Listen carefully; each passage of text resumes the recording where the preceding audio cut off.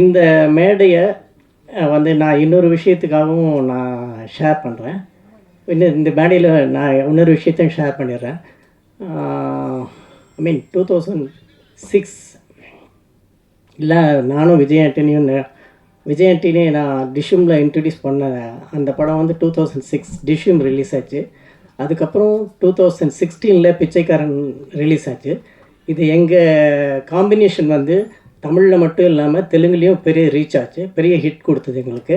So இந்த நாங்கள் 2 பேரும் சேர்ற அடுத்த படம் வந்து என்னுடைய அடுத்த படமாக வரப்போகுது. நானும் விஜய் ஆண்டனியும் மறுபடியும் ஒன்றா சேர்றோம்.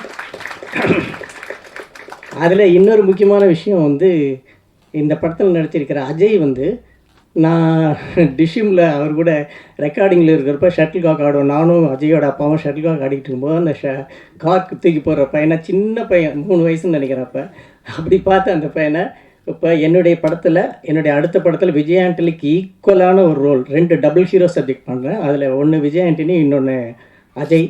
ஸோ இந்த 2 பேர்த்தையுமே நான் என்னுடைய அடுத்த படத்தில் கொண்டு வர்றது வந்து எனக்கு ரொம்ப ரொம்ப பெருமையாக இருக்குது.